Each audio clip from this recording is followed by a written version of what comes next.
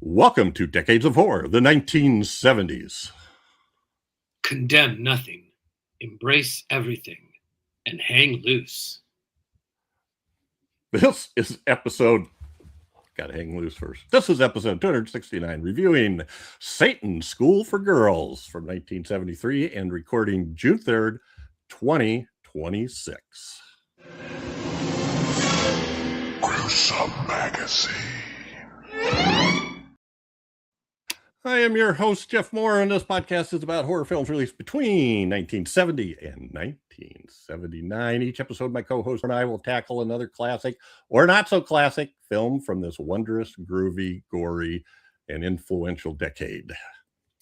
With me this week is my co-host, Bill Mulligan, writer, director, special effects guru, all-around nice guy, published author. And no longer a employed teacher in North Carolina. Huzzah. Congratulations. And how was, I think you were at Con Carolinas last week? I was at Con Carolinas, yes. It was a whirlwind. I retired on Friday and got in the car and ran to Charlotte for Con Carolinas. Yep. A good time was had by all. Got to see a lot of Dave Harlequin and I run the film festival. It was very successful. Lots of great films. Yeah. It was a good time. Good time. Excellent. Exhausting. Doc and Chad could not be with us tonight, but helping fill out a hat trick of co-ghost is Gregory Crosby. How you doing, Gregory? I'm great. Speaking of hat tricks, that it is an extremely basic hat.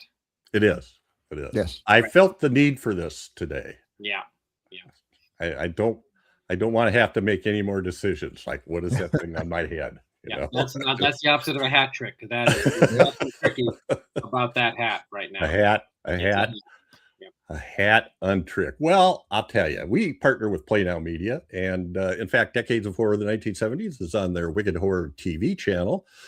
You can watch that stuff for free. Just go there, watch it. You get ads. You'll miss out on some of the premium content, but if you sign up for a subscription, then you'll get it without ads and with all the premium content. But anyway, all of our Decades of Horror podcasts are on Wicked Horror TV, classic era, 70s and the 80s. So check them out. They got a lot of other subgenres. If you got like a hole that you need filled with movies, go there. You'll find it. You'll find something. All right. What else are we doing here? We're a spoiler podcast, so this movie was released in 1973. We are definitely going to spoil it because I have problems with the ending. 53 years ago. So yes, that'll be fun. Problems with the ending. All right. So what we do is we'll give you some details of our topic, and each of us give our first impressions, and then we'll move on down the road, whichever direction we go. All right, so the movie today is Satan's School for Girls, a TV movie released in 1973. Now, this particular graphic is I think is a representation of the plot. Yeah. I don't know. Or it's some baloney Roy Thinnes put up on the board to talk about in class. Now blink and it looks totally different. Yeah. All right. This is directed by David Lowell Rich, written by Arthur A. Ross. I think he was billed as A.A. Ross. The cast includes Pamela Franklin, Kate Jackson, Lloyd Bochner, Jamie Smith Jackson, Roy Thinnes, Joe Van Fleet, Cheryl Ladd, and assorted other schoolgirls. Production company is Spelling Goldberg Production. Release date September 19th, 1973. It was an ABC Movie of the Week. And the synopsis: a young woman investigating her sister's suicide at a private girls' school finds herself battling a satanic cult. This had some different names. In Sweden, it was known as Flickskolan, which translates to the girls' school. Also in France, Les Labyrinthes, the Labyrinth, or in French, I know I'm probably not saying this right, La Main du Démon, the Demon Hand. In Germany, Escuela Satanica para Señoritas, Satanic School for Young Ladies. Anyway. Sounds much better in Spanish. Yeah. Yeah, someplace, one of the countries had Satanic School for Young Girls or something. There was something about the way they phrased it that sounded even more sleazy than what it really is. But all right, that's our movie. And this happens to be Bill Mulligan's pick. Oh. So we'll go to Bill. In my defense, I was under the gun. Yes, he was. Yes, he was. Just like, quick, pick something. Like looking around, and it's like, unlike Bill, he's usually just never really busy. But at this particular time, he was really busy and had to. It's been insane. Absolutely insane. Well, I remembered seeing this, but I remembered nothing about it except the ending. I mean, and by which I mean like almost. Not quite, but almost the last shot. Yeah. And I thought, okay, that was kind of cool, but I didn't remember any of the other stuff. And I looked and it's like, oh, interesting cast. I always like Pamela Franklin. And there's 2 out of 3 Charlie's Angels. Maybe this is one of those diamonds in the rough. And it's pretty rough. I mean, it's not terrible, but it's very TV movie. You've got the usual things where somebody says something not at all dramatic, but the music thinks it's dramatic, and we kind of zoom into a close up, and then we fade to black, and then it's ancient Chinese secret, Calgon. They do the ads from 50 years ago, and it's competently put together. It's just a lot of Pamela Franklin walking around things. About the only not another walking movie. Yeah, it is kind of a walking movie. About the only thing that's clever is that it's, we're clearly meant to think that the guy who tortures rats is the bad guy, and the art teacher is probably someone who's going to help Pamela out. But if you've watched more than one horror movie in your life, you know that is the very definition of a red herring, and there's no question who the bad guy is, especially if you're paying attention. It's Satan's School for Girls, and practically the first line we get from it is "What the devil's going on?" Ha ha! Good one, Satan.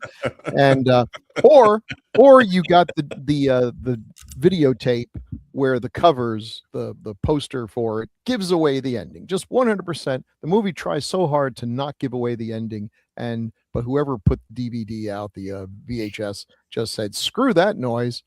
I'm going to let everyone." No surprises in this at all.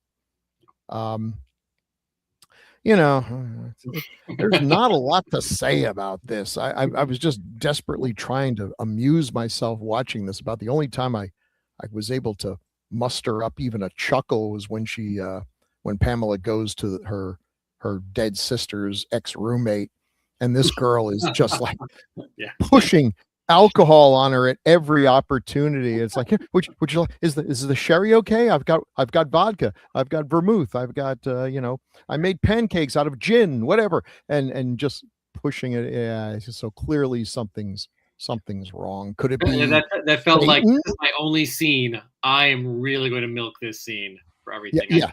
Out of it. Yeah, she was acting her little heart out. Yeah.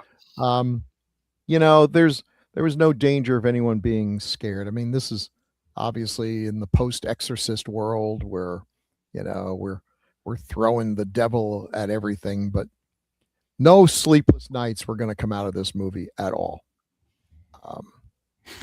So, I mean, I think it's kind of a waste. They had a good cast. They had some attractive women.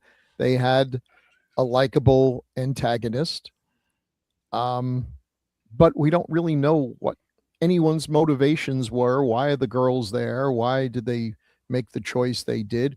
What exactly is Satan trying to get out of this? I mean, he's the Lord of lies and the underworld and the anti-God, and this is how he's spending his time, just recruiting some. I don't know. Oh, don't mean to tell the man how to do his job, but hundreds of years. Okay. Well, thank you, Bill. And sure. we've mentioned this title many a time, so it's good to cover. It's a great title. Gregory, had you seen this before? No, I didn't even know this existed. And let me tell you, this starts off well. Yeah. Dropping you right into, in media res, as they say, with this car screaming down the highway with this extremely terrified woman driving it. That's it. That's all you're getting. She keeps looking back. You have no idea what's happening, but it's immediately exciting. And then she pulls off to use the phone, payphone in the phone booth. And then the terribly hackneyed 70s TV musical score enters into the picture. And I think, oh no, this is not a Dan Curtis production. This is everything else that you might find or enjoy about 1970s ABC movie of the week horror. This is not very good, but this is a hoot. There are so many moments of fun in this. I love that it appears to be an arts academy, but there is a psych class where a guy just talks about fear and rats running around a maze. Yeah. I love the moment when she's interviewing with the headmistress. She goes, well, Picasso started off as a realist, but then he became an impressionist. And I'm like, I think you're thinking of a cubist, honey. That's cubism. Picasso was not an impressionist. That was like he was still a child when the impressionists were happening. I love how it's set in 1973, and yet it contrives to have a woman in a diaphanous gown with an oil lamp walking through a dark landscape. That's just like she just stepped off of the cover of a Harlequin romance from the 70s. That was just great. Even down to things like the death of the poor terrified psych professor, where they're apparently poking him with bamboo poles, and all I can think is, dude, just grab one of the poles and pull those girls in. Yeah, grab the pole, pull them in. You can literally pull those girls into the pond with that. So there's all kinds of, and then the completely bizarre. It's never explained or even mentioned why the headmistress suddenly reverts to has some kind of maybe psychotic break and is suddenly a child again. I missed that entirely. Why that should be the result of her having to do Satan's bidding. It's just a complete hoot. I have to say, and I thought about this as I was watching it, as it was going along. It was like, is this just some kind of weird parallel universe where Bill's favorite movie is this incredibly low-rent version of Suspiria? Is that what's happening? Wow. Where I didn't even make that connection. And then just flip it into like the exact opposite of everything that Suspiria is. Yeah. Because it's the same kind of idea. It is. Right? I totally missed that, and you totally caught that. This is what funny. The Bizarros watch on Bizarro World when they put Suspiria on. Yeah.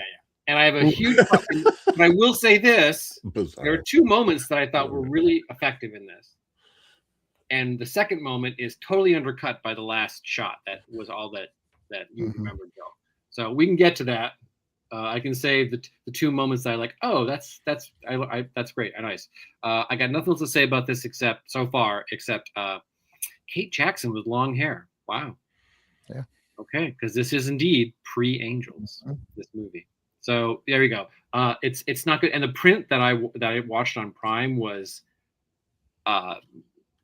it looked like it had been through 1,000 drive-ins. Wow. The print of this that I watched that had been transferred over from a very unhappy 35 millimeter negative, nonetheless enhanced it as is often the case with that. So I think I'll stop there and hear what Jeff has to say. Oh boy. Thank you, Gregory. Appreciate you filling in too. Satan Schools for Girls.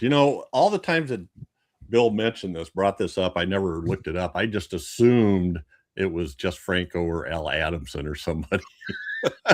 Would have improved things. Instead, it's a TV movie from the 70s. So anyway, it's not a bad TV movie. Throwing that in there, and I would agree with you. It kind of feels like, how do I want to say? There's not much of a twist at the end, because first off, the title of the movie is Satan Schools for Girls. So when you go there, you're looking for weird stuff. And the real name of the school was Salem's Academy for girls. So not to, you know. A remake of this would just be called Salem Academy, you know? Yeah. Like, you know. It wasn't going to be Cherry Hill or something like that. Salem's Hill. Okay, so well, never mind. That didn't sound good either. Yeah, Cherry Hill. So I don't know. Did I like this or not? It was fun seeing the people and recognizing them. Lloyd Bochner was like, could I be a bigger asshole? Yeah. Just to make you think that I'm the red herring, you know. It's yeah. And the other guy was obviously the seductive one, was obviously the real devil. Right. I love the part where the headmistress reverted to her childhood. That was awesome. It was great. It was just, why is this happening? It was not. Right. Did we see? Did I just forget? Did we see any other teachers, or is this an academy that has exactly 2 classes? Yeah. Art and psychology. Correct. Yeah. Yeah, I don't know. That's a good question. I thought we saw some other teachers, but no, we did. We saw mostly. No. I don't remember seeing any other teachers.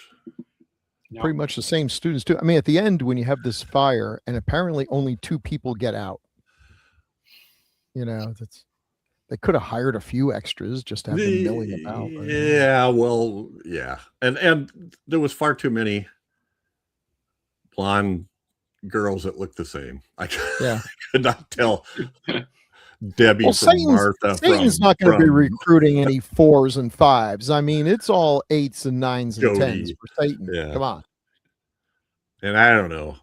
So, you know, it's kind of a fun movie, but it's dopey. It's dumb. Yeah. It's only 74 minutes. Now there are some things to bring up in this. So sure. Well, that's another one. 74 minutes, which means it was a 90-minute thing. Just for kicks here.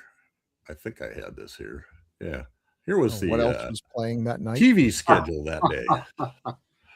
What? And share. You're going to watch Satan's School for Girls over what I believe is Robert Altman's first feature film before he made MASH. Marooned?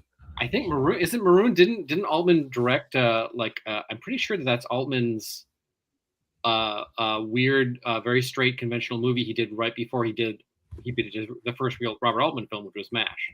I could be mistaken with that. But well, it's got the standard folks in there, Richard Crenna and David Jansen. This says it's directed by John Sturgis. Oh, okay. Well, maybe I'm thinking of something else, but there's I'll have to look that up. But yeah, Marooned. You could. But here's the terrible. That's a space. It's a space show movie. But here's the terrible thing: is that in order to enjoy Satan's School for Girls, you're going to have to miss the last half hour of the Sonny and Cher comedy hour. Oh man. Well, I did love the Sonny and Cher comedy hour. I gotta confess. Well, it definitely depended on who the guests were, and I'm just looking that up. This website is awesome. I was going to do this ahead of time, but it's called ultimate70s.com, and you can look up news, sports, television, music, weather, and random facts from history. On the plus side, if the first half hour of Skating School for Girls did not find favor, there's always canon. Yeah. Yes. Jeez. Sonny Cher comedy hour starred. The guests were Danny Thomas and Telly Savalas. Wow. Danny plays the Count of L.A. and the complaining diner, and Telly is the waiter.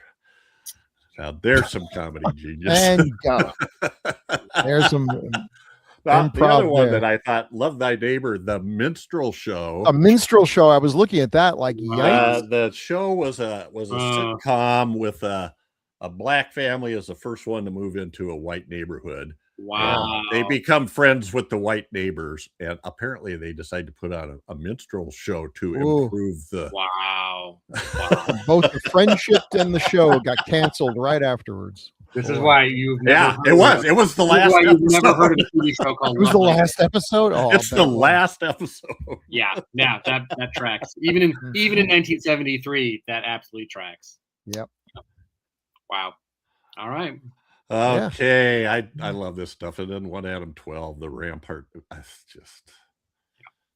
Owen Marshall, counselor at law. Well, there's a lot of testosterone in Marooned too, because it stars Gregory Peck, Richard Crenna, David Jansen, James Franciscus, G. Hackman. Until you finally get to some women. Well, there's not going to be any women in space. You can't have lady astronauts. That's crazy talk. Oh, and Dan August. That was Burt Reynolds, but that you could have still watched that. I'm sorry. It's Countdown.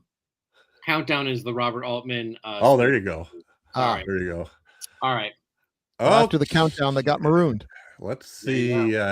So Doc did whip up some character cards here for us. So Pamela Franklin. Now I'm pretty sure Pamela Franklin has some other horror credits. If I'm not mistaken. She does. We will get to that.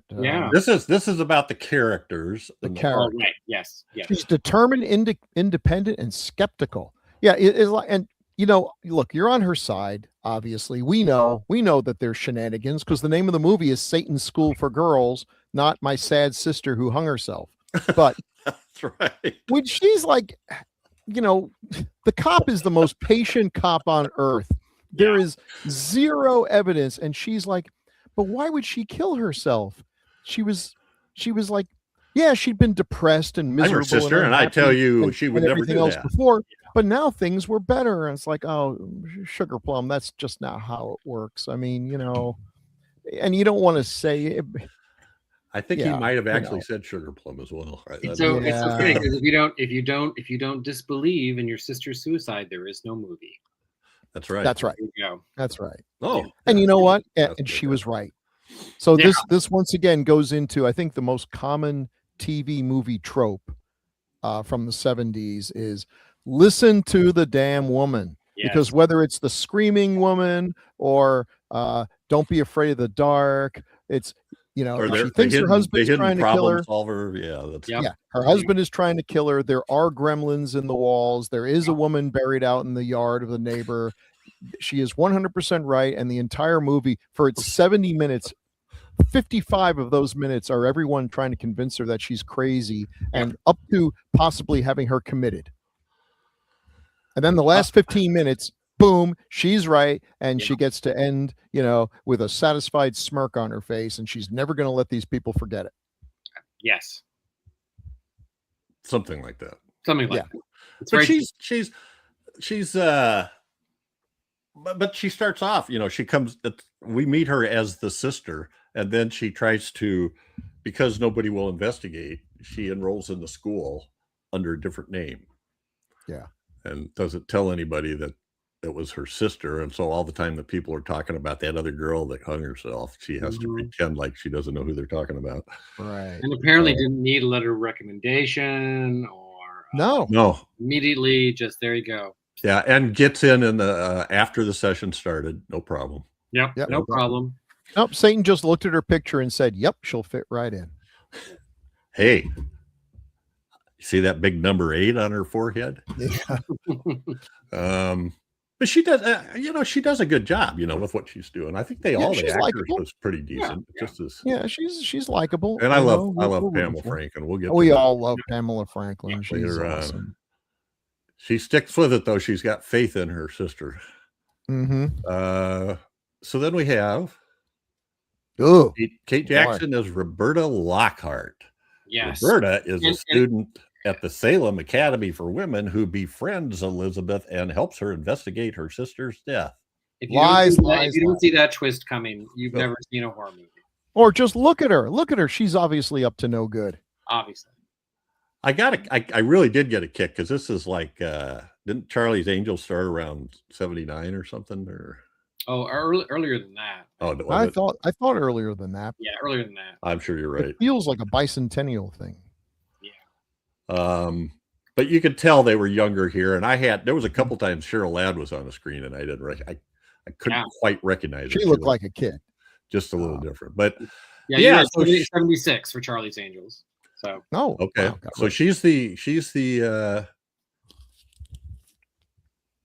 she pretends to be nice and helps her out, and and then there's one shot because I'm watching her.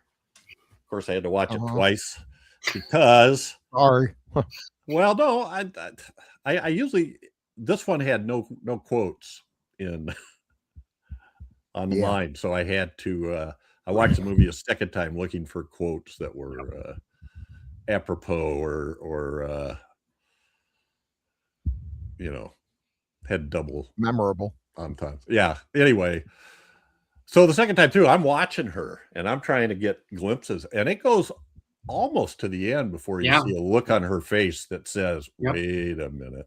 Well, the minute she talks about how her art professor really turned her life around, you go, oh, and if you hadn't figured it out by then, it's like, oh, yes. Anyway, yeah, she leads her to be trapped, but it doesn't trap her. So anyway, she's also very, it was my imagination was Kate Jackson very tall compared to all the other. Yes. Actors. She's physically imposing. Yeah. You know what? I looked them up too to see. In my mind, I was thinking Pamela Franklin was quite a bit older. Those three, Pamela Franklin, Kate Jackson, Cheryl Ladd, were 22, 23, and 24 when this was released. So they were fairly close to the age they were supposed to be. Considering they usually are in their 30s when they're doing these high school movies. No, I was thinking that that all of the college students looked like they were actual college students. For once. Yeah. But she's a good actress. She did a good job. Oh no, she's great. She's if you, of course, it's always that kind of hindsight where you go, oh well, of course she had a long, and varied career, but her acting, is a standout. Obviously, she is so natural in that role. You almost think, oh, maybe I'm wrong. Maybe it's a double twist where you think she's going to become part of the evil, but then she's really not. She's very good. I think Kate Jackson's underrated as an actress because Charlie's Angels offered zero opportunity to show what you could do. She was the one that was kind of the leader of the other girls, the one that spoke up a lot that nobody looked at with a funny look, like, boy, are you weird? So like a couple of the other girls, but she's steadfast in the idea that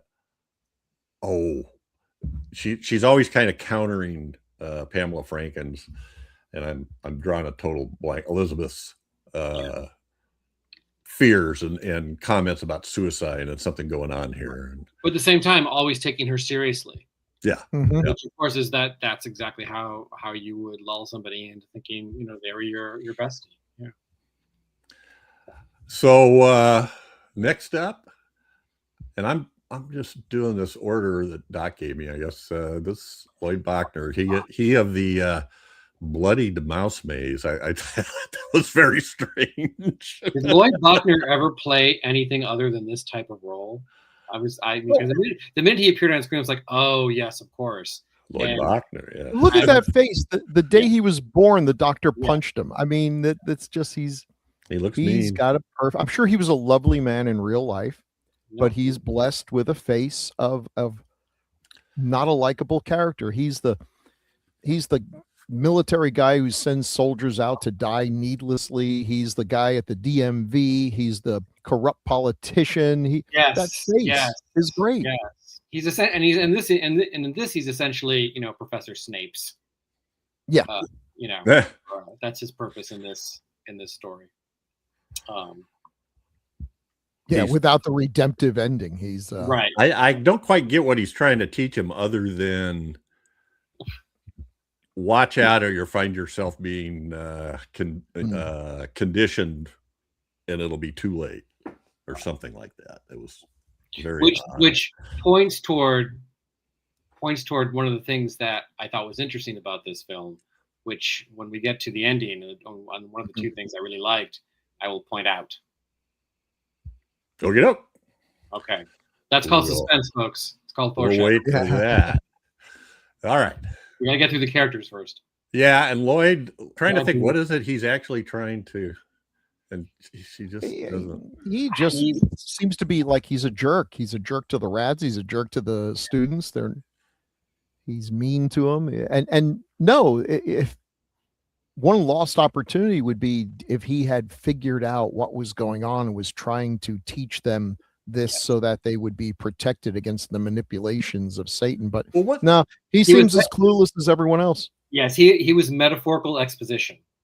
Like, I'm here to reinforce what is happening, but or what you suspect is going to happen in this story with my obsession with fear making you passive and manipulative.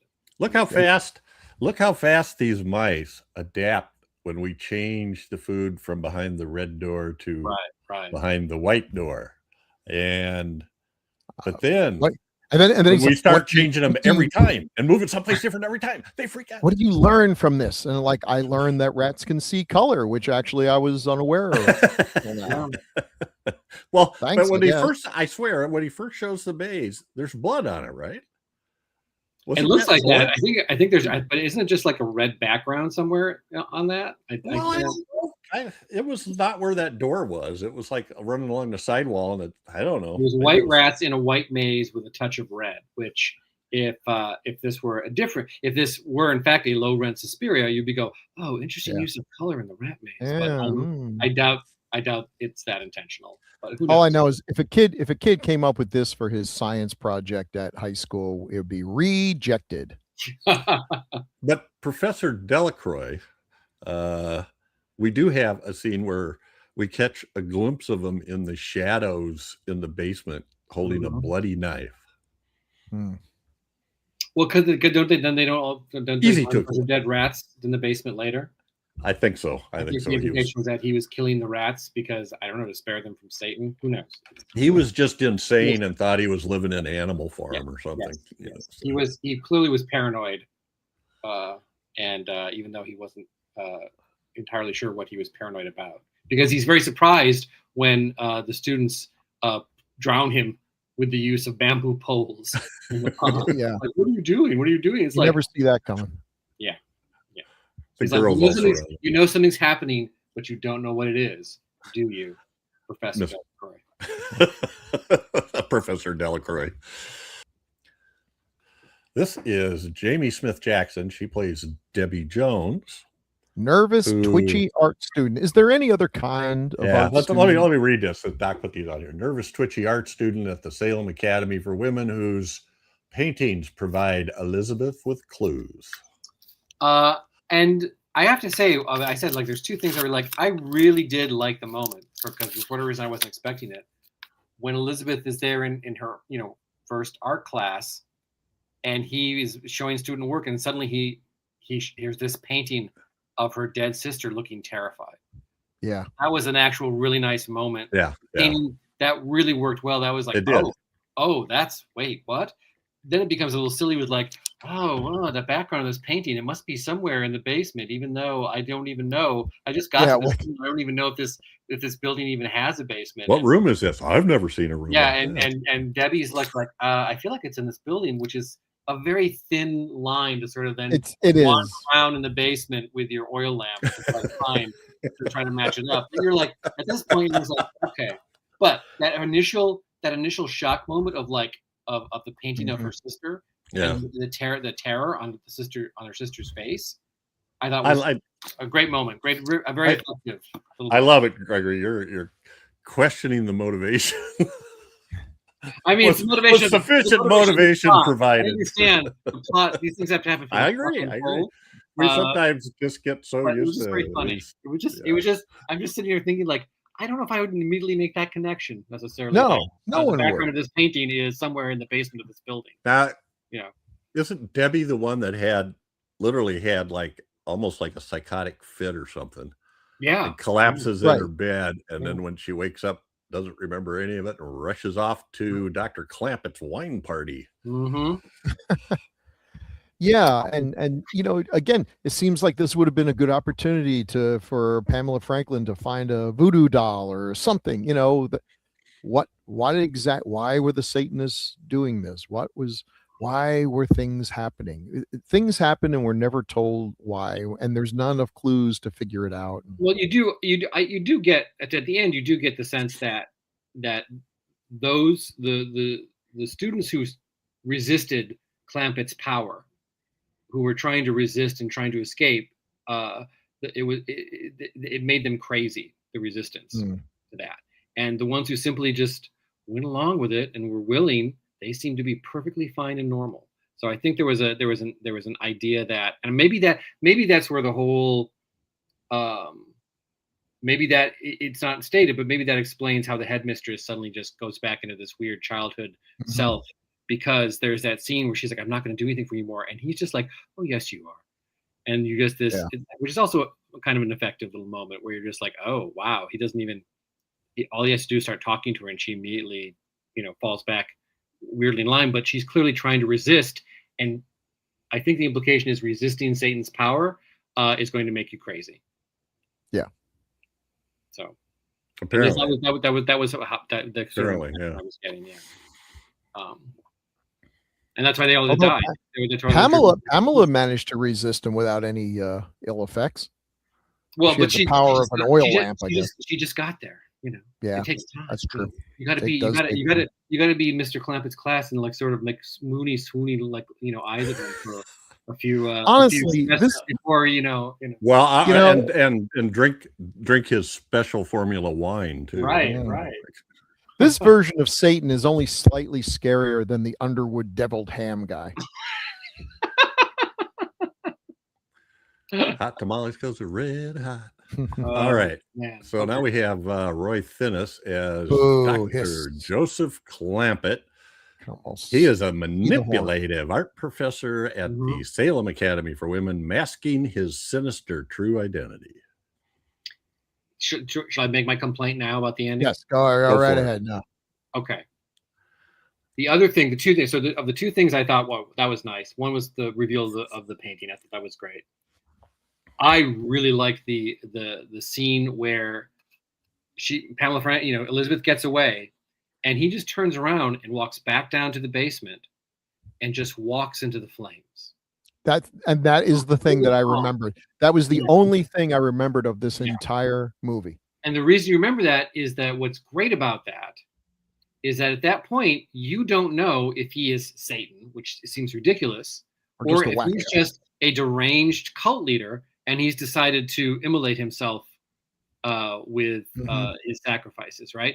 And so there's ambiguity. And of course, as I've said many times, I'm a huge fan of ambiguity in horror. That's great. But Aaron Spelling, no doubt, took a look at this and said, no, you got to make it clear that this was Satan, that this was Satan. And so then he reappears outside in a very nice suit for 1973, smoking a cigarette. Yeah, sure. And then to really drive the point home, he disappears. Poof. And then there's just a black circle of where he once stood, because he's Satan and he's hot. Yeah, that really was so unnecessary. It was so unnecessary. It would have been so much better to just be like, wow, was he? Because with him just walking the flames, like, was he actually the devil? And now he's just, this plan didn't come to fruition. And he's going back to hell, or is he just insane? I thought that was so much more effective than that final shot. And I just have a feeling that somebody somewhere in the chain insisted that it be made clear that it was actually Satan wasting his time with wine parties at school. If we don't spell it out, how are they going to know that this was Satan's School for Girls? Well, there's the title, but the other thing I liked about it, and it's funny, literally, I remembered nothing about this movie except that shot. Yeah. And my memory of that shot was exactly what it was. Yeah. I remembered it as, and this is what it really is. The person doing the stunt did a phenomenal job, because it's not CGI. It's them walking in. Obviously they're wearing a special suit, but walking without a thought in the world, just calmly walking into it as like I would walk on the beach. And the fire, is all through them. And I'm sure they're inside. They're thinking, really, I've only got about 9 seconds before this burns its way through to me. But a great job, great job for that one stunt that was probably the most expensive single thing in the movie. And Roy Thinnes is it's a good performance. It is a good performance. He's likable. He's genuinely Charismatic. smarmy in the beginning, and he's genuinely creepy right there at the end when it's revealed what he's been up to. You know. So thanks, Roy. What he's been up to. Yes, he did. And I was just thinking this was right about when what was the other one we did Bill with him in it? Black Noon? Black Noon, yes. Yeah. Stranger Western. Playing basically the exact opposite role. There he's being manipulated by Satanists, and here he's the manipulator. Yep. Be kind of cool if this had been a sequel. Well, you know what they say, if you're an actor and you can both be manipulated by Satan and be a satanic manipulator, you'll always have a job. We call that range. Range. That is range, friends. Okay, next up, the schoolmistress. Headmistress, I'm sorry. The headmistress is a tortured, nerve-wracked scholar who rules campus with an iron fist while behaving frantically and anxiously. Yep. And is another red herring, obviously. Yep. I mean, not an entire red herring. You know she's somehow involved in stuff. Well, you know she's involved. Pretty one who's like that. She's not the mastermind. So. Yeah, well, right. You know she's not in charge of it. Yeah. But you do find out fairly early. She gets that weird phone call, and you can tell this is like she reacts very emotionally to the phone call, but you know she's going to do it, whatever. Yeah. And that classic, like, oh, hello, police, with the finger, you know, on the phone, which, you know, now, I mean, I guess I don't think at work. I think people could be like, hey, your phone's not really lit up the way it would be if you actually had called somebody. If you're like have your oh well, yes, police. It's like so classic. I'll tell you, the worst thing to happen to horror movies was the invention of the cell phone, because now every time you write a script, you've got to have some explanation for why they don't just call the National Guard and, you know, let them know there's a mummy on the loose or something. Yeah. Well, you know, if the woods are pictured anywhere in the trailer or the poster, that there's somewhere in the movie, I don't have a signal. So, yeah, exactly. Yeah. Does it? Slight tangent, but it was very smart for Backrooms to set the film in 1990. For those of you, for anyone watching this podcast who hasn't seen Backrooms yet, go see Backrooms. All right, but it was very smart because the first thought I have all the time now is, well, where's their phone? Why don't they have a phone? They're not use, you know, because that's our life now. So. Of course, if your antagonist is Satan, you're just like, hey, where did all my bars go? What's we have no Wi-Fi. I'm Satan. You know, you're just like, okay. If it really was Satan, when you looked at your phone for a signal, there'd be a little it'd be updating. Every time my computer or my phone updates, I'm pretty sure Satan's involved because it's always at the worst possible time. LOL. All right. We've mentioned her, but her character is Cheryl Ladd as Jody Killer. And she was not billed as Cheryl Ladd for this film. Is that correct? Did I see that in the show notes? That's probably true if it's in there. Oh, Cheryl Stoppelmoor. Yes, and now you know why she became Cheryl Ladd. Oh, good choice. Yeah, wow. That's good Stoppelmoor sounds like a Lost Bronte novel. It's like, oh yeah. It kind of does. Beware the Stoppelmoors. Oh, have you read the Gothic romance Stoppelmoor? She's good at this too. Jody is a seemingly friendly student at the Salem Academy for Women who is secretly a devout member of a Satanic coven. Well, there you have it. There you go. Did not resist. I'm trying to think if she had anything in particular to do. No, not really. Just be cute. There was a part where her and Jody and Roberta were sort of friends. It seemed like to me. Okay. Well, that's what we have for the character cards. It's probably time now. Surprisingly, yeah, it is probably time. Yeah. Time for something. Yeah. Time for something. Let's take a look at it. It's now time for taglines. Whoa! Oh my God! Holy! Chad. As played by Bill Mulligan. Oh my God, is that's that a picture new? from me. I think Lord. that's a picture from me right after I watched this 53 years ago. Oh, Lord of mercy! I told you I was going to fix these. Okay, I'm never gonna fill in for taglines. I just want to make this clear right now. That's. Jeez. Okay. Well, I didn't know who's. Where'd you find that picture? On your Facebook page. Oh, I scrolled through photos until something stood out. Remember, Bill, now that you're retired, you have the time to find embarrassing photos of your friends on Facebook as well. So that's where the original tagline for Chad came from, a one of those special effects studios that they did. And is it Cece? Somebody did that can on his face. Yeah. And I had a real picture of it. Oh, I wish there were. And he ran it. He did some. he turned it into animation or cartoon like graphics. But I didn't know who was going to be doing this, so I also put together taglines more recent taglines with Gregory. Oh God! Oh wow! Well, but see, that's recent too. If you had a picture of me from high school, that would be. I didn't go back that far. Yeah, I can't go back that far. It's actually. I was trying to refrain from making. What's the right line between making fun of you and having fun with you, Jeff? But I'm not going to explain that line. I'm going to keep that in my back pocket. But I do say I'm impressed that you are now prepared. I'm really not prepared. Any picture you post of me from before I was 30 will be inherently making fun of me because I had no clue. All right. So taglines. We got taglines for a TV movie. Yep.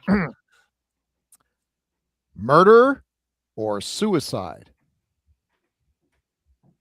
Yeah, that's the question. That's the question. A Girls' Academy in the Grip of Terror. Nice use of alliteration. Girls, grip.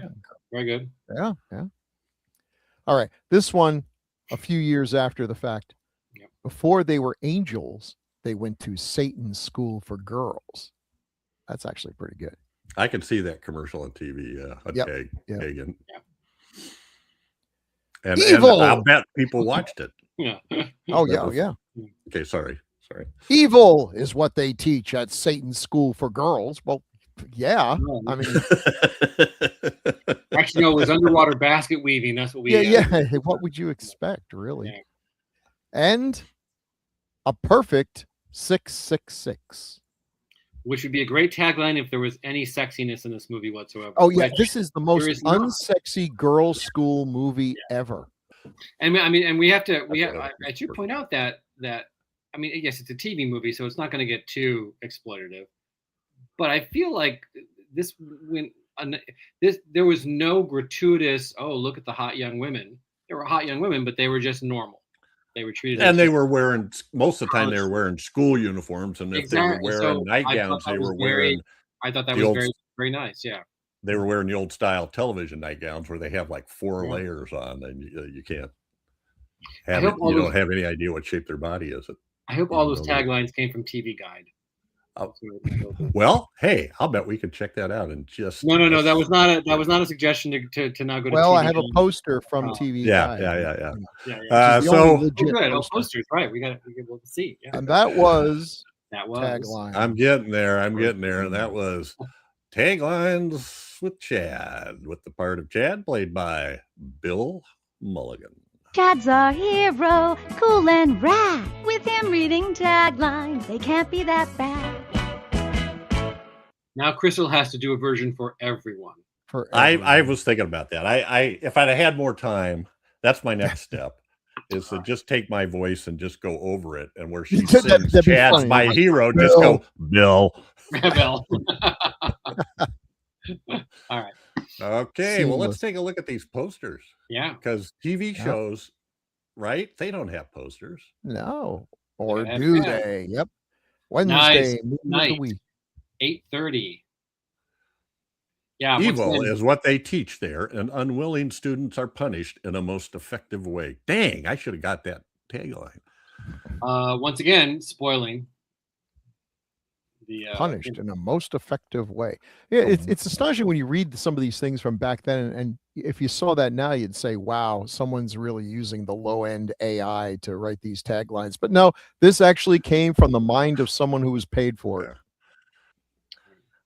Do we have others? A young woman's Oh. investigation into possible reasons for her sister's suicide leads her into a nightmare of evil. Nightmare of Evil. That Also known as Higher Education. Yeah. Wednesday movie of the week. A world premiere tonight, 8:30. World premiere sounded so cool, and then you realize every episode of a TV show is a world premiere the first time you show it. Pretty much. Well, then we have the world being America. Right. Yeah. Oh, again, what is this? What is it with these spoiler? Yeah, that gives it all away. 100%. I like the font choice though. This looks like the Mystery Science Theater version of it, but I don't think they ever. What does it say?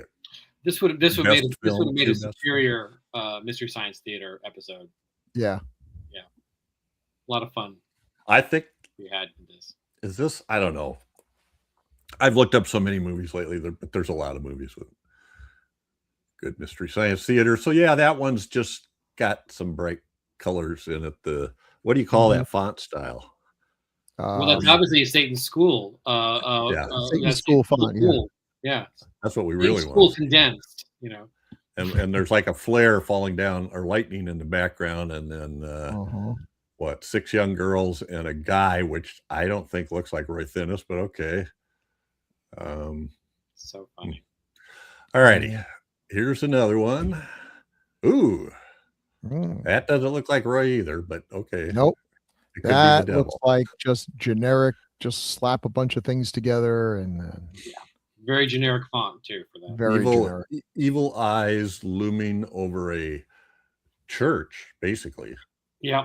Got to cross it. Once again, the T in Satan is like a crucifix, so they're keeping that theme going. Oh yeah. And unfortunately, the S's look like 8s, so I think a horrifying choice for a font. But if they were really, really on top of their game, that T in Satan would be upside down. Come on. Ooh, yeah. There you go. Come on, people. Yep. We just had that in Alucarda, didn't we? Yeah. Also, the O's look like breasts. I just want to point that out. Well, it's strange that they both have dots in the middle of them. Wow. Yes, exactly. Yeah. I'm going to say those are supposed to be. That's some subliminal crap. That is definitely. Yeah, it is. Mm-hmm. All right. Next one. That's a DVD cover for sure. Oh, this there's is the perfect 666. And we have the 3 main gals. It's good and to know that at Satan's School for Girls, they will learn Photoshop. It's also, they use an interesting font at the top where they're, and also at the bottom where they're substituting backwards numbers for some of the letters. Yeah. By interesting. Or maybe only for E. Unreadable. Okay, when I first got Word Perfect, boy, now I'm dating myself. When I first got a legit word processing program, and I was doing like apazines, fanzines, and stuff, I just want to confess that I was font happy, where I would every paragraph would be a different font, and I apologize to anyone who attempted to read that slop. I totally sympathize. I was like there too. You know, you do all that stuff, and then you get it out of your system. We had a workshop on how to do PowerPoints, and they were like, "Yeah, stop it." Fortunately, in the '80s, my first printer was like a dot matrix printer, and you couldn't do anything fancy with that. Yeah, you're not getting right. That's true. I was saved with my very first printer back in the mid '80s. Okay, well, let's see. It does not look like a horror movie. This looks like a Hallmark movie. It kind of does, you know. If they just change that into like a glowing the sun there, it would seem like tomorrow's another day. We all have hope. All right. And one more poster. Satan's School for Girls. So that's and that's the worst of the posters. That's even worse than the eyes hovering. Wow. That hand looks like there's pictures, but the hand is graphic. It's a drawing of some sort. Yeah, it's a drawing. Not a very good It drawing. doesn't appear in the movie at all in classic horror poster fashion. Well, what's that got to do with anything? Exactly. All right. Well, we have a director. The director being David Lowell Rich. Speaking of range, Yeah. Have Rocket Some Will interesting Travel with the stuff. Three Stooges. Wow. I remember watching that. It's always disappointing when you watch a Stooges movie and realize, no Curly. Yeah. Curly died before the movies happened. Shemp Oh, was he's got, acceptable, but then they just kept trying to find. Then they realized, we need someone who looks like Curly. We can't use Curly, obviously, but we got Joe Besser, we got Joe DeRita, and they weren't. what else? What else did you have there? Horror at 37,000. 37,000. Feet. And Eye of the Cat. With Eye of Michael the Cat, Cera. and I know nothing about that movie. I've never heard of the horror at 37,000 feet. I'm not sure that isn't also a TV movie. I hope it has to be, right? I think Connors, Buddy Epson. It's all like TV stars. I think these might be future 70s episodes, right? Maybe if you can find the horror at 37,000 feet. I mean, Chuck Connors and Buddy Epson. Sign up. Take my money. The best thing about the internet, in my opinion, is it allows people to be productive with their obsessions. Yeah. So if you have an obsession for 70s TV horror movies, there's somebody out there who's trying to get them all, trying to digitize all of them and put them up online. That's also the worst thing about the internet. Well, yeah. I want to point that out. Yeah, so I don't know those either. I see the Concorde Airport 79. Oh, I remember that. That also feels like a TV movie, but it couldn't be. It was part of the Airport franchise. I think that was maybe that was the last of the straightforward airport sequels. The Concorde one. I have a vague memory of that. He did one episode of The Twilight Zone. Oh, which one? Of late, I think of Cliffordville. Really? The one with Albert Salmi and yeah. That's one of the handful of nostalgic Twilight Zones. Super nostalgic. And then I saw some other stuff. Oh, looks like some blaxploitation. That Man Bolt, starring Fred Williamson, I think. So I guess we could file him under journeyman. Yeah. The guy, he either found a skill he could market or he loved movies and took whatever job he could get. Yeah. And that's, I think it's exhibited here, that skill. Yeah. All right. Let's take a look at Pamela Franklin. Yes. Yeah. So you got them all here. I should ask this question first. Okay. Legend of Hell House. What is the first Pamela Franklin movie that we covered on Decades of Horror? It probably wasn't Legend of Hell House, but it should have been. I think it might have been Legend of Hell House. By first, I mean earliest. It was by first. That's why I don't know. I don't. Yeah. Oh, what else? We did one that was filmed earlier. Let's put it that way. Did we do The Innocents? We did. That's the one I was thinking. Oh, well, there you go. Food of the Gods. Yeah. Let's put your picture up here now. Have you guys done the Food of the Gods yet? They did in the original. In the old in an audio. Yeah. Someday somebody will actually do Food of the Gods the way H.G. Wells wrote it, but that day is not yet. The Nanny with Betty Davis, Legend of Hell House. Oh, that's right. Does Pamela Franklin play the little girl? Yes. Yeah. Wow. I don't. You don't really recognize. I don't think I made that connection fully. You look at her and you go, she looks kind of familiar, but I don't think you'd go, oh, that's Pamela Franklin. If you no, I know. The only thing that I always really think of course, is Legend of Hell House. Yeah. Interesting. And Soon the Darkness, little thriller. Yeah, that's Necromancy. That's a European thing, right? Right? Yeah. Necro with that hyphen looks like it's like Necro Nancy. Yeah. Also a fun title. Very different movie. I think that might be a Burt Gordon movie. I think. I can't see. That's a. By the way, I just want to again. That's a great. I love that Hell House poster. Yeah, it is. That is it. That's a False great poster. Yeah.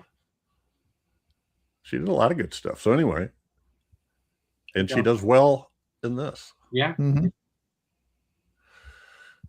So yeah, we did. I was going to say there's only a couple of people who kind of like their performances like, wait, what are you doing? Everybody else in this is quite good. All right. Cheryl Ladd. Hasn't really done a lot of genre stuff. I believe she was in one I should have put in Millennium. Mm. Oh, was she not the angel who took over when Farrah left?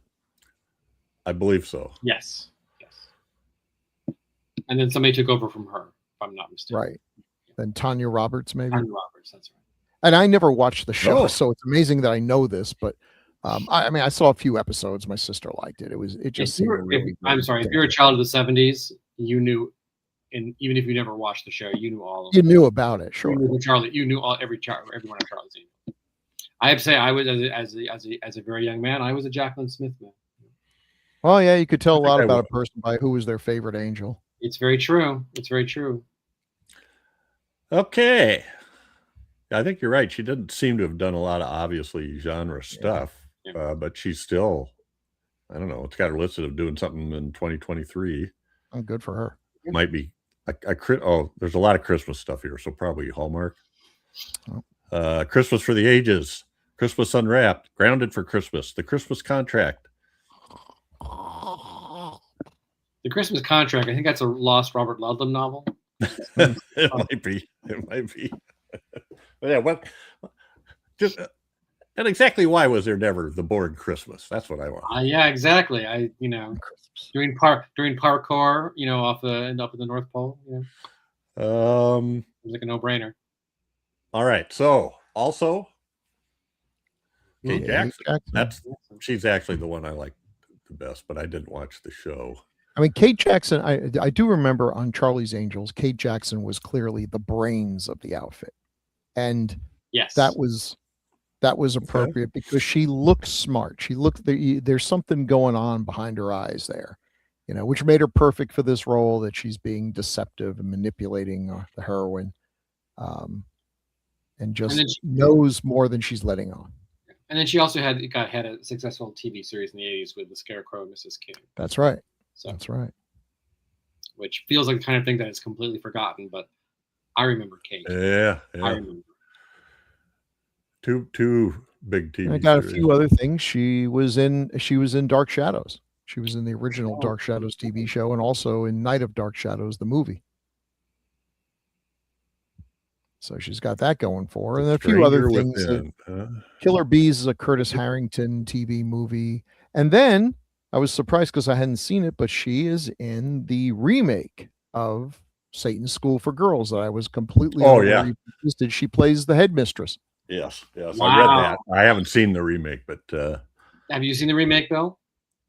I have not. Oh God! Now there goes our weekend. I feel like now I want to watch it just so I can see how. Oh, it's been 20 years, 30 years, whatever it was. We made this movie. How have things changed? Well, I'm going to bet there's a lot more sex and nudity and bad language. One would hope. She played. There was a TV show called One West Waikiki, where she played the ME, and it says she was Dawn Holly Holiday, but I gotta believe they called her Doc Holiday. What's an ME?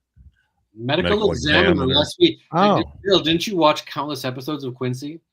That's true. Or CSI, or anyway. Let's see. I think Quincy when CSI, except with like a middle-aged guy. Yeah.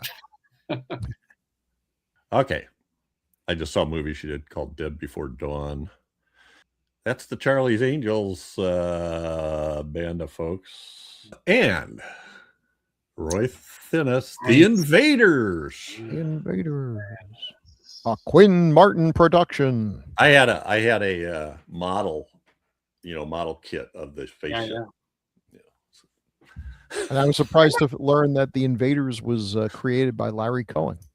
Yes. Yeah. Went on to do Invaders great. I remember, seeing, some briefly when the Invaders was briefly in syndication, seeing some episodes, thinking like, I wish this had been a hit because I can't figure it only lasted 2 seasons, I think.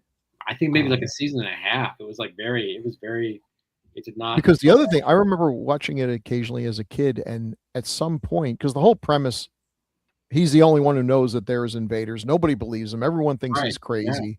Yeah. But then at some point, other people discovered the truth, and he actually had a team of people helping him. It was like, wow, because that was unusual back then. If you had a premise, you took that premise till the last episode, took it to the grave. Right. You're not going to find the one-armed man until the very yeah. But I guess the ratings weren't great, so they decided let's shake it up a little bit, and didn't work. But no, give credit for trying. There's a bunch of shows like that. There was Shenandoah with Robert Horton. There was another one that was a summer replacement called Blue Cornet with Frank. I can't think of his name, but they were guys that had lost their memory and were just out riding around trying to see somebody that knew them and could tell them something. Right. Everything was just basically. Everything was very episodic. Yeah. Yeah. Shenandoah was a Western, and Blue Cornet was a modern day, and that was like the only thing he remembered was the phrase Blue Cornet. New place every time.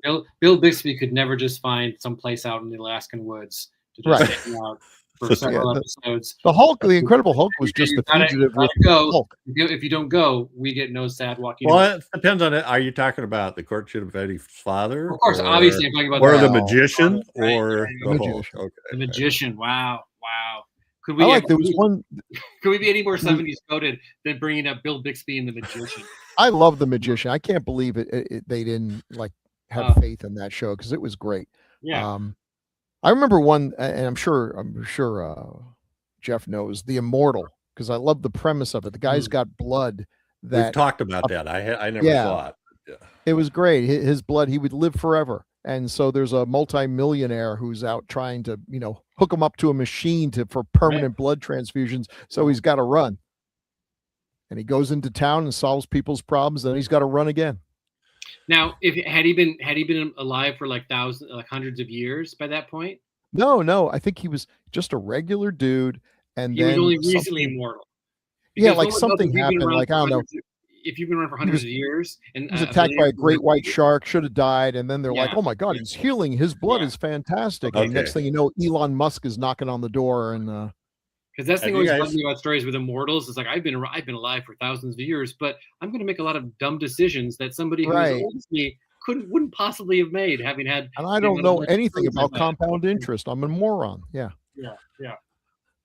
2,000 years old. And I've been watching some old, 30s and 40s stuff that put some version of a vampire in it, and it just amazes me how the only time they can ever go looking for the vampire is in the dark. Yeah. They can't go find him in the daylight and just open his coffin and kill him. There's got to. All right. The Invaders. Yeah. It's one I like. So here we go. We got Lloyd Bochner. What did Lloyd do? Oh, so much. Bunch of cool stuff. So much. Sometimes you need a face to get punched, and you get Lloyd Bochner. Dunwich Horror. Sounds like it as another TV movie. Crowhaven Farm. That might be one we should do. Amazing Monsters, which I was very I was deeply offended by as a young middle schooler who played Dungeons and Dragons. Yeah. Early version of Satanic Panic. That's not the way it is. Yeah, I remember when that came out. It's like, oh, see, you play that game and you'll be like poor Tom Hanks. No, like poor Tom Hanks. You guys did. I remember you guys were doing the Dunwich Horror because that's how I discovered that the music, the soundtrack of that had also been used by the Firesign Theater in one of their things. Of course, it's 1970. So of course they used something that a horror movie soundtrack has come out. When I lived in the dorms, there was a guy. This would have been early 70s, and there was a guy that was a big Firesign Theater fan, and it was always playing the records. And I only remember two things from them. One was, and there's Hamburg all over the highway in Mystic, Connecticut. Yep. There was another line I used to have, but I lost it now. Don't get me started, Jeff. Yeah. That's a dangerous road to go down. Okay, we won't go that way. Yeah.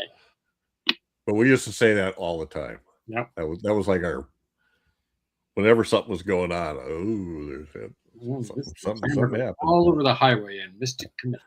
All right. Well, that's the main folks, but I put one together with some character actors. Frank Marth plays the detective. Yeah. Bill Quinn played the gardener, who was great. Yeah. Walks up to her. She looks at him with such fear, and he just looks at her like, "What's wrong with him?" Yeah, normally you would be like, "Hey, it's okay. I'm not, hey," but no, he's just like. Yeah. And we did a movie not too long ago that had Bill Quinn in it. I won't remember what movie it was, but well, he was in Twilight Zone, the movie, in the Kick the Can segment. Yes. Yes. He was also in Dead and Buried. Yep. He was in The Birds. Yep. So he's got 230 some credits. Wow. And I was, he did a Night Gallery. Maybe that's when he did a Night Gallery episode. Anyway, and what would we know Bing Russell from? I don't recognize Bing Russell. Well, he's Kurt Russell's dad. That's Kurt Russell's dad as the cop. Yes. Oh, wow. Wow. And this, I never miss a chance to bring up Bing Russell. He has like the smallest part. It's like he just shows up at the end and makes a couple statements, and that's right. it. Right. Yeah. Stands there looking. The thing I love about there's a great documentary about this. I don't remember the title, but I'm sure you guys could figure it out. Bing Russell bought a AAA baseball team in like the early 70s that was unaffiliated. And I think it was in Portland, and they just had like given up on it. And so he went in there. It might not have been AAA, I don't know. But he went in there and held open tryouts. People from all over the country. He had this weird mix of young guys that couldn't make it and old guys who were supposed to be over the hill. And really, it was really cool for a few years. It just, the rest of the sports world was like, how could he do that? He's not following the rules, Probably a lot of guys had a lot of fun. They did, and so did he. And in fact, Kurt played for his dad for a little bit, or played professional baseball. So I just always bring up Bing Russell because I like him. He's a cool guy. And the last thing, this is Elizabeth's car. Yes, that is an exact. Well, it's not exact. That's a 73 Charger. I had a 73 Charger. Yep. The difference was the bottom was red and the vinyl top was black, but the interior was black, was exactly like that. It looked exactly like that. This one might have had the bigger engine, but mine had a 318. I'm very much not a car person unless it's something that looks like that. That's a beautiful car. I think I got it in 86 or 76, and I wrecked it in 88. Part of my past debacles. I have a picture of it wrecked from an impound lot somewhere. But I'll tell you, Jeff. I once owned. I think it was actually my third car, a used '88 Dodge Charger, and it had nowhere near the amount of panache and stuff that this vehicle. I'd give people rides if they hadn't seen this car before. They gotta feel like I'm in a rocket ship. Yeah, it is. There's not many cars that are that long and sleek in the design. Yeah, it's great. So anyway, I just had to throw that up. I look them up. There's actually an internet movie car database you can look up, and it lists the vehicles that are in movies. It's awesome. All right, that's the fun I have. All right, guys. Anything else we want to say about this? What time is it? Yeah, we're okay. Yeah. It is what it is. Yeah, it's again, if you are someone who really enjoys 70s horror TV movies, and I mean, really, who doesn't? And there's a lot. Right. There's a ton. And there's a lot. There's an awful lot. Again, remember, they're not all Dan Curtis. You gotta accept that going in. But there's a lot. If you enjoy that more and more, I enjoy movies from various eras, just because they are so much in terms of visual style and tone. There's so much of that moment. I just saw not long ago at BAM a film I thought I'd seen but I never had, which was Miracle Mile from 1988. Which is, I don't know, have you ever seen Miracle Mile with Edwards? Very, very good. Very, talk about a downbeat. It felt like a 70s downbeat ending had snuck in. Yeah, that's the other thing. Almost purely 80s style in terms of the clothes and everything about it. 88 was just sort of peak, sort of like, it was like the last gasp of that candy colored, sort of like big shouldered 80s kind of vibe. And I realized that part of the pleasure of the movie, besides the movie itself, was just like, wow, look at this. And I feel like sometimes just going back and looking at that at movies from the 70s really just puts you, if you were not alive then, it really is a sort of a mind warp. And if you do remember it at every level, it's just really fascinating to revisit that. So if you're a fan of that experience, then Safe School for Girls will not disappoint. So. And if you're a horror fan, but you got a nervous disposition, don't worry. This will not send you to the infirmary. Well, there's so many. We've done a lot of. I should make a list at some time just for the heck of it. But we've done. I don't know. I know we've done. I'll bet we've done a couple dozen TV horror movies. Pretty damn close. Some of which are truly gems in the rough. Yeah, well, Trilogy of Terror, Salem's Lot are obvious winners. But we had some. There's a lot of other good ones. What was that amazing one with Eli Wallach? And Frozen. Yeah. Which was this? We'd never even heard of it, and yet it was just fascinating. Fascinating movie. Yeah. Anyway, lots of good stuff that horror fans have never heard of. Yeah, Dennis, my friend Dennis was just saying, "Well, have you guys done Something Evil yet? You do TV movies too." And I said, "No, we haven't. Do you know what that is?" And I said, "Yes, I did, because we have talked about it. It's the other Spielberg TV movie. Yes. That stars Carrie Snodgrass is one of the stars. And so we might have to take a look at that. As far as that goes, we haven't done Duel either. So. Really? Yeah. So, all righty. Wow. We need to move on. I think it's time for feedback. Yep. We have, I believe, 2 pieces of feedback, one a little longer and one a little shorter. And I think I'd like to have Bill read the long one because, excuse the spelling on the title of the movie. It's not the salve of cannibal gods. It's the slave of the cannibal gods. From West Diorio.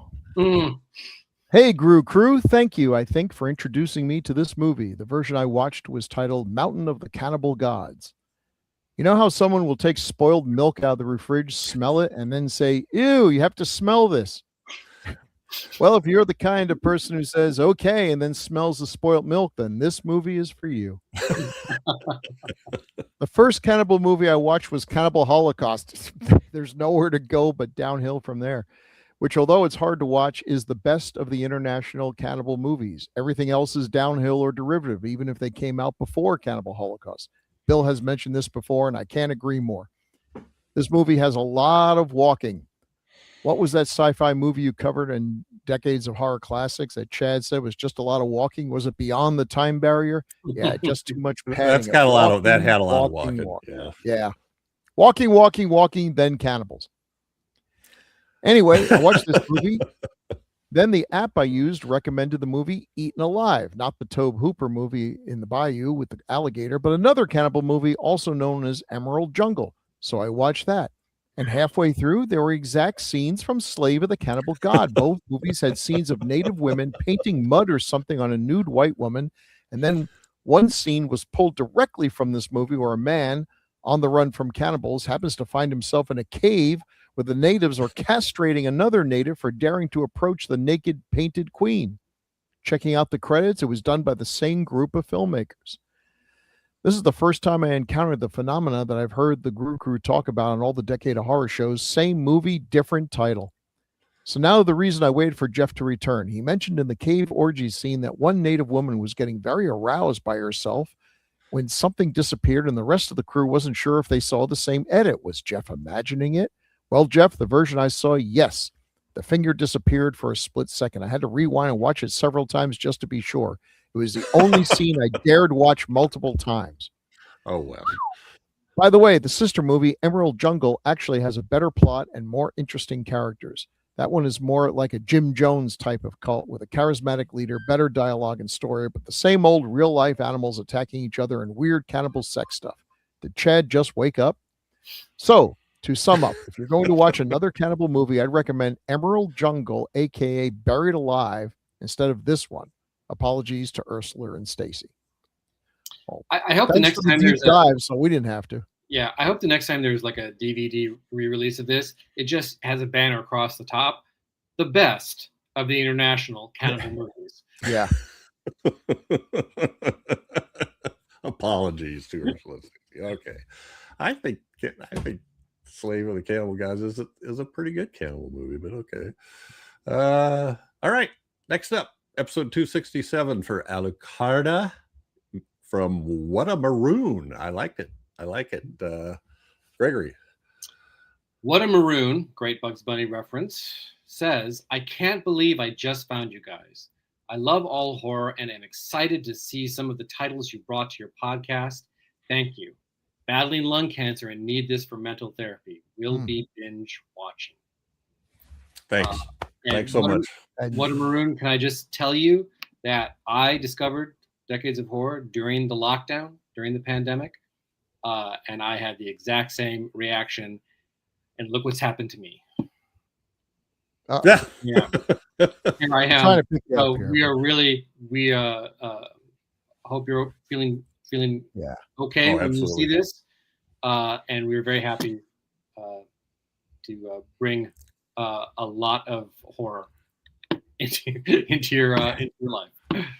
Well, we appreciate it. Yeah, and that's absolutely.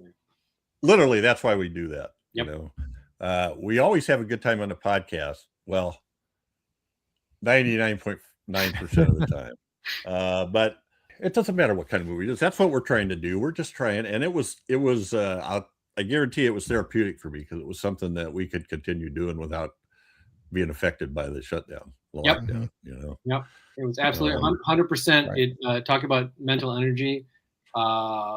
I went back all the way back to the very first one, The Incredible Melting Man, Dr. Santos, and just move forward from there, skipping over all the previous terrible Gru crews to come, of course, to the best Gru crew, you fine gentlemen, and Daphne and Crystal. So, you can't go wrong with Santos on the old stuff. I would suggest to people too, I don't know where they're available, but where I found Doc and the guys was Horror News Radio, which they used to put out an episode every week, and they would do about a half an hour of horror news, usually 5 topics, and then they would review at least one movie. Once in a while, they would do a second one that somebody had seen and wanted to talk about. And that's where I first learned about these guys. And Santos was awesome on that show. Absolutely. He was the heart of the show, and Doc organized the whole thing and got it running and had the vision. And there's a wealth of episodes now to do a deep dive. And one of the best things for somebody who's just discovering Decades of Horror is going back, finding episodes about movies that you've seen and that you've loved or you've hated, and seeing what the crew has to say about them. Yeah, we have fun. That's our goal. So please send feedback. Hopefully you guys all know how much we like feedback. We could use a few more. So leave comments at the Gruesome Magazine YouTube channel, or you could send an email to feedback@gruesomemagazine.com. I know it's kind of a pain if you're listening to the audio editions, and while you're driving, it's hard to remember to go back and make a comment. But hey, we'll take whatever. You can even send recordings. We've had people do that. So, all righty. Next episode. This one is Doc's pick. Moving back to the world of Vincent Price. Yes. Madhouse.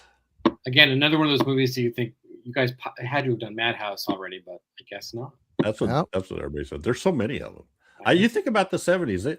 They've done what do we have? 200. Well, it's 269 episodes from the 70s. That's an average of like 27 movies for each year. Yeah. And there's every time I look, there's more and more out there. The foreign films are getting a lot more availability now. I think that the people that do the streaming and all that probably found another market. So there's a lot of Italian and Spanish films, Absolutely. a lot of Southeast Asia and Japanese that are starting to be released. So it's before we wrap up, please, on that point, I just want to do a quick plug. You'll indulge me. Mm-hmm. Anybody who, speaking of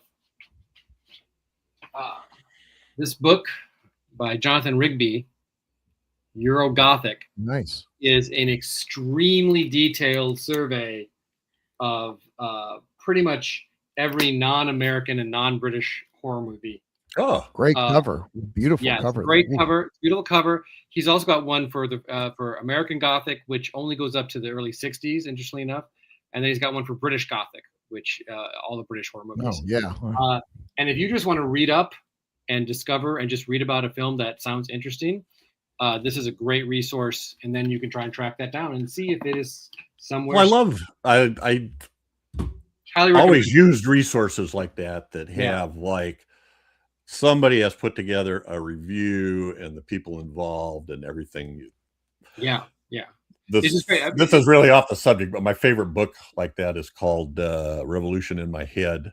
Oh, yeah, by the book on the Beatles. Yeah, it's not all the Beatles. He goes through every single thing they did and documents who played what, the dates of the recording, any weird things that happened. Or that's a great book as well. He's a really, really good, insightful critic about the Beatles, and that's a pretty good book because it's not just all a big love fest. If he doesn't think a particular Beatles song is that great, he'll explain why he doesn't think it's that great. So yeah, it's a great source, and that's the same thing with this book. And I've made so many lists of movies to track down from these series, from these books, and also it's a book, and it's not the internet. So embrace the analog. Right. I used to always get the Leonard Maltin book back in the day. Right. Just to look up a title and see what he thought. It just gave you some information. Remember the Psychotronic video guide? Oh, I love the Psychotronic. Oh my God. That was a Bible back then. Yeah. All right. I think that may be it. That's it for what movie did we just talk about? Satan's School for Girls. Satan's School for Girls. From 1973. Yes. Appreciate everybody. Thanks to Bill and Gregory. And Chad has taken a little time off. Doc should be back fairly quickly. So, hey. Also, thanks to always Gregory great to have Gregory on, too. Bill. Thank you. Thanks as always. Always a pleasure to be here. Everyone, be well. Say good night. Good night. Night, everyone.